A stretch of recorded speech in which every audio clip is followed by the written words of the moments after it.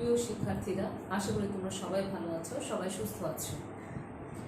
আজকে আমি তোমাদেরকে আগে যেভাবে পড়িয়েছিলাম একাদশ শ্রেণীতে, যে গদ্য এবং পদ্য গতানুগতিকভাবে, তবে আজকে আমি চাইছি আমি তোমাদের বাংলা দ্বিতীয় পত্র পড়াবো।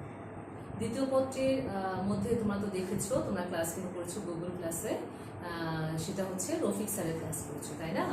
তবে আমি আজকে সেটা হচ্ছে ওনার ক্লাসে উচ্চারণ উনি পড়াচ্ছেন। আজকে আমি তোমাদেরকে যেটা বোঝাবো সেটা হচ্ছে বাংলা বানান।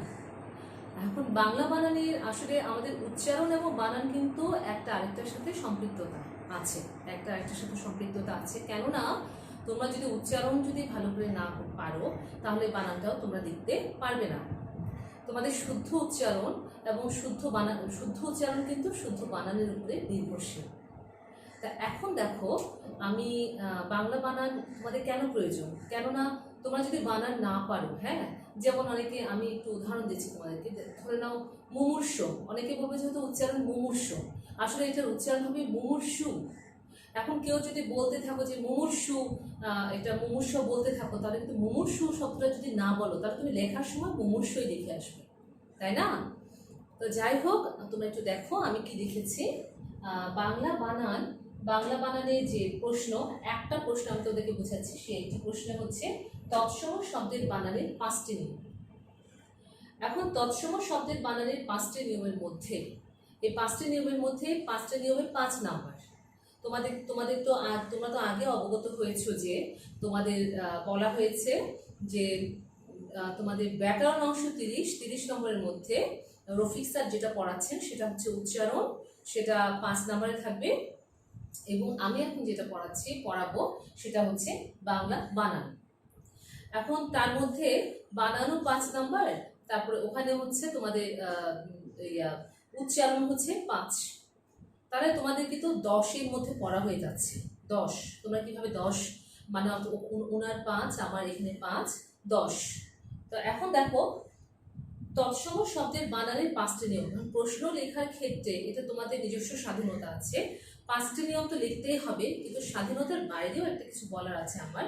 সেটা হচ্ছে কি, তোমরা যদি একটা প্রশ্নের উত্তর সুন্দর করে, তোমাদের যে বই তোমরা পড়ো না কেন, বাংলা দ্বিতীয় পত্রের কোনো ধরা বাঁধা কোনো বই নেই, সেটা তোমাদের যে কোনো বাংলা দ্বিতীয় পত্র বই থেকে তোমরা যেটা পড়বে সেটা হচ্ছে সেখান থেকে তোমরা বাংলা বানানটি ভালো করে দেখে নেবে। ওখান থেকে 5টি নিয়ম লিখে দিলেই কিন্তু তোমরা 5 নাম্বার পেয়ে যাচ্ছ।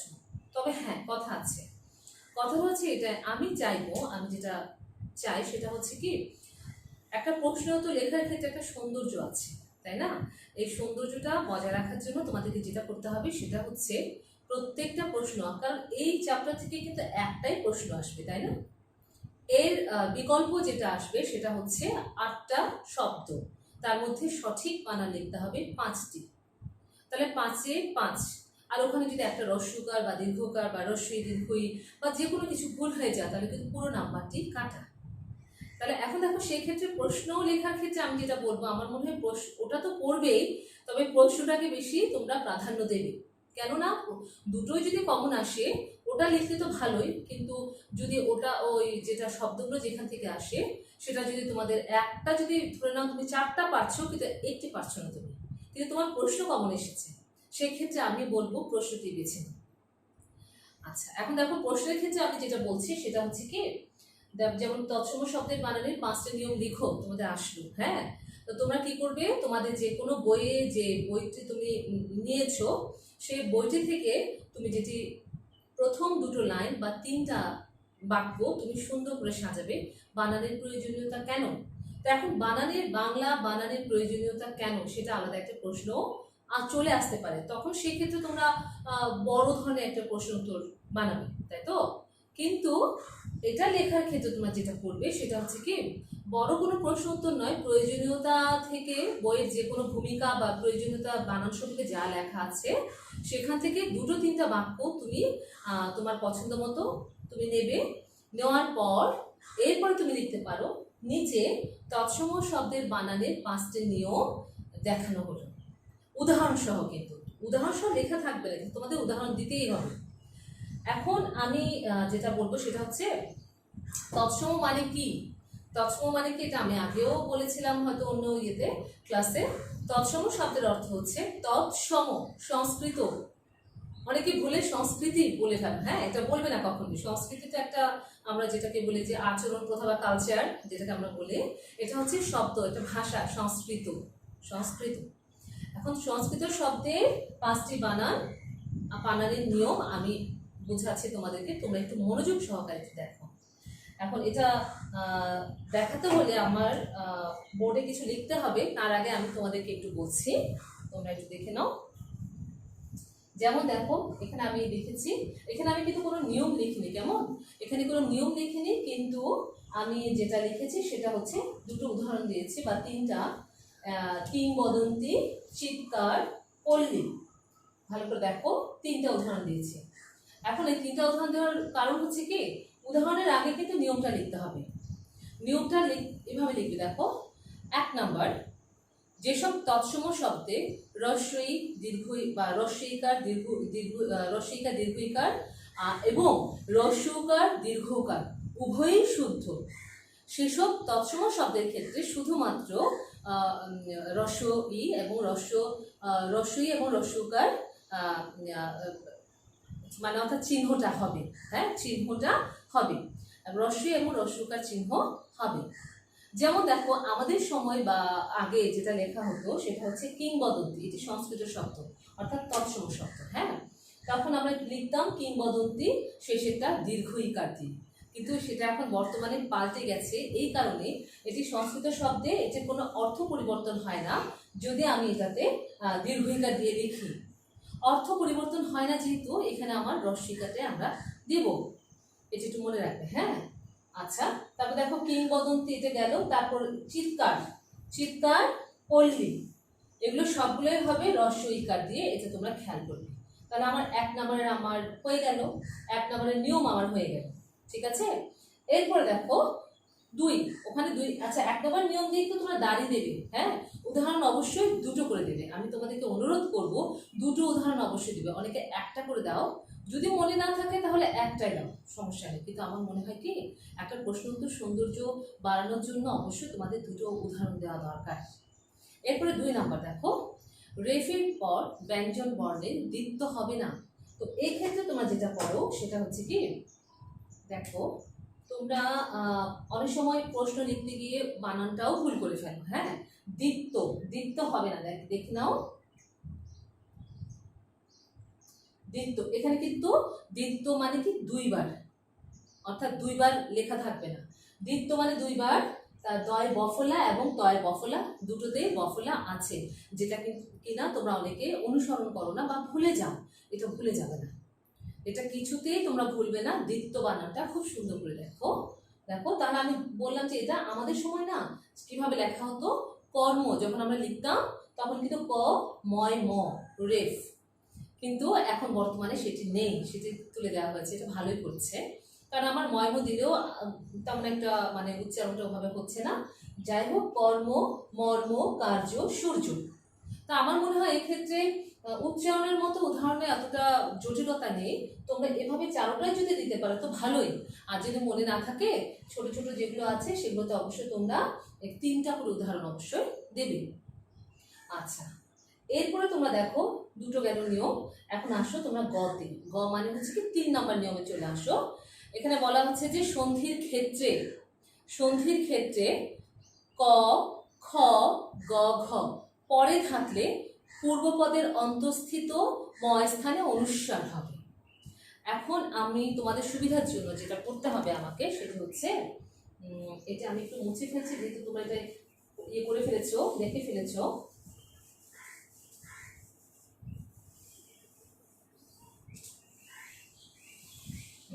এখন দেখো ওরা বলেছে এখানে মানে এখানে নিয়মে বলা আছে যেটা, সেটা হচ্ছে কি ক খ গ ঘ যদি পরে থাকে তাহলে পূর্বপদের অন্তঃস্থিত, পূর্বপদের অন্তে অবস্থিত, হ্যাঁ তাহলে আমি যদি বলি দেখো এখানে অহং যোগ কার সমান সমান অহংকার, তাই না।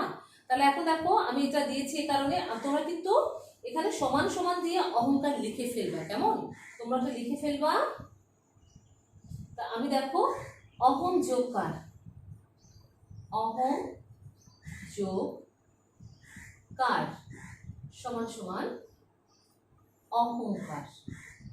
তো তোমরা এখন দেখতে পাচ্ছ এখানে, এখন ওখানে বলা হচ্ছে যে ক খ গ ঘ, হ্যাঁ, যদি পরে থাকে তাহলে সন্ধির ক্ষেত্রে, এটা কিন্তু সন্ধি তাই না, তা ক খ গ ঘ যোগের পরে, এই যে ঠিক এই স্থানে যদি পরে থাকে ক খ গ ঘ এবং তার আগে, হ্যাঁ যোগের আগে যদি, অর্থাৎ এটা বলা হচ্ছে যে ক খ গ ঘ পরে থাকলে পূর্বপদের, অর্থাৎ এটা কিন্তু পূর্বপদ, পূর্বপদের অন্তস্থিত, পূর্বপদের অন্তে, অন্তে অবস্থিত, এই যে এখানে অন্তে অবস্থিত ময় স্থানে, ময় স্থানে কি হবে, অনুস্বার হবে। তো অনুস্বার হয়েছে না, দেখো তো এটা অনুস্বার হয়েছে না, অনুস্বার হয়ে গেছে।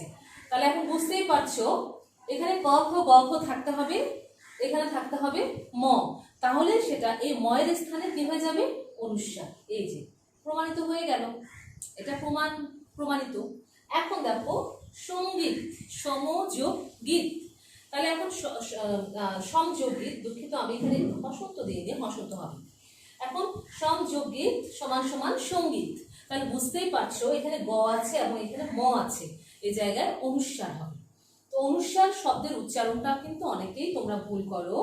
অনুস্বার দেখো, এই দেখো এখানে একটু বফলা আছে, এই অনুস্বার, এটার উচ্চারণ হচ্ছে অনুস্বার। আচ্ছা, তাহলে এই নিয়মটাও গেল, এই নিয়মটা যেহেতু শেষ, এখন আমরা পরবর্তী নিয়মে চলে যাচ্ছি। দেখো পরবর্তী নিয়মে কি আছে আমাদের, আমি এখানে লিখে রেখেছি ঘ। তো এখন ঘ মানে কি, এখানে নিয়ম অনুযায়ী 4 নম্বরের এখানে যেটা আছে, ইন প্রত্যয়ান্ত শব্দের সঙ্গে তয় বফলা এবং ত আকার তা, তয় বফলা, ত বফলা এবং ত আকার থাকলে কি হয়, ত আকার থাকলে রস্বইকার হবে। তো কিভাবে, তোমরা তো বুঝতে পারছো না ইন প্রত্যয়ান্ত কি, তোমাদের প্রত্যয় যদি শেখা থাকে তোমাদের আরো সুবিধা হবে। এখন আমি যদি বলি ধরে নাও দায়ী, আমি বলছি দায়ী, এখানে আমি দায়ীটা লিখলাম দীর্ঘ ইকার দিয়ে, তাই না, তা আমি এটা কিভাবে বুঝবো, এখন দায়ী এভাবে লেখা হয়েছে দায়িত্ব, যখন এই তয় বফলাটা যখন এখানে যুক্ত হয়েছে, দায়ী দায়িত্ব। তো এখন তোমাদের প্রশ্ন আসতে পারে, মনে প্রশ্ন জাগতে পারে যে এখানে হলো দীর্ঘ ইকার, আবার এখানে কেন হ্রস্ব ইকার হলো। নিয়মটা হচ্ছে এরকমই, এই নিয়মটাতে, অর্থাৎ তয় বফলা, অর্থাৎ ত এবং ত আকার তা, হ্যাঁ, যদি ইন প্রত্যয়ান্ত শব্দের সঙ্গে যদি এগুলো যুক্ত থাকে, ইন প্রত্যয়ান্ত, এখন ইন প্রত্যয়ান্ত কিভাবে বুঝবে, এখানে একটা প্রত্যয় আছে, ধরে নাও প্রত্যয় তো উদাহরণে, যেমন চলন্ত, চলন্ত গাড়ি, তাহলে প্রত্যয় হচ্ছে চল যোগ অন্ত, তাহলে কোনটা প্রত্যয়, যেটা শব্দের পরে বসে, পরে হচ্ছে অন্ত, অন্তটা হচ্ছে প্রত্যয়। তাহলে এখানে দায়ী আমি কিভাবে পাচ্ছি ইন, এটা কিভাবে বুঝবো যে এখানে একটা ইন আছে, এখানে একটা ইন আছে, আমি কিভাবে বুঝবো, হ্যাঁ এভাবে বুঝবো, দায়ীটাকে যখন ভাঙবে তখন তোমরা পাবে দা যোগ ইন, তারপরে কি কৃতি বলে না, কৃত যোগ ইন, তাহলে এখানে কিন্তু লেখা থাকবে না, এখানে কিন্তু দেখা যাবে না, কিন্তু তোমাদেরকে এগুলো যদি তোমাদের মনে থাকে যে ইন, তাহলে তোমরা পারবে। তাহলে দেখো দায়িত্ব, তার মানে এখানে যখন দীর্ঘ ইকার হবে ইন প্রত্যয়ান্ত শব্দে, তখন যেটা, যখন এটা তয় বফলা যুক্ত হবে তখন সেটা হয়ে যাবে হ্রস্ব ইকার। বোঝাতে পেরেছি নিশ্চয়ই। তারপরে আরো আছে দেখো, দায়িত্ব আমি একটা দিয়েছি, আরো আছে প্রতিযোগিতা, প্রতিযোগিতা আমি যখন প্রতিযোগী লিখবো, হ্যাঁ প্রতিযোগ যোগ ইন, তাই না, প্রতিযোগ যোগ ইন, যখন আমি প্রতিযোগিতা লিখবো তখন কিন্তু হ্রস্ব ইকার, আর যখন প্রতিযোগী লিখবো তখন কিন্তু দীর্ঘ ইকার। তাহলে ত আকারটা যুক্ত হলে সেটা হ্রস্ব ইকার হয়ে যাচ্ছে, কেননা ওটার ভিতরে একটা ইন প্রত্যয় আছে। তাহলে এটা শেষ হলো। এখন সবার শেষে আমরা দেখবো এটি, শব্দের শেষে বিসর্গ থাকবে না, এটা অত্যন্ত সোজা, শব্দের শেষে বিসর্গ থাকবে না। তোমরা এমনিতে বর্তমান প্রজন্ম যারা পড়ছো, পড়াশোনা করছো, তাদের কিন্তু এমনিতে আমরা যারা পড়াচ্ছি আমরা কিন্তু এখন ব্যবহার করি না, কিন্তু আমরা যখন পড়তাম তখন সেটা ব্যবহার করা হতো। প্রধানত লেখার পরে একটা বিসর্গ হতো, তারপরে ক্রমশ লেখার পরে একটা বিসর্গ হতো, আমরা ব্যবহার করতাম। কিন্তু তোমরা এটা এখন যে নিয়মটা বাংলা একাডেমি যে প্রণীত যে সমস্ত নিয়ম দেওয়া হয়েছে, যে বাংলা একাডেমি যেটা প্রণয়ন করেছে সেখানে কোনো বিসর্গ থাকবে না শব্দের শেষে। তাহলে এখন তোমরা জেনে গেলা যে শব্দের শেষে বিসর্গ থাকবে না। তো বিসর্গ লেখার পরে তোমরা যেটা করবা, নিয়মের মধ্যে বিসর্গ তো অবশ্যই লিখবে। বিসর্গ লেখার পরে যেটা দেবা, এভাবে দিবা শব্দের শেষে। আমার মনে হয় কি এভাবে দিলে বেশি ভালো হয় তোমাদের। বিসর্গ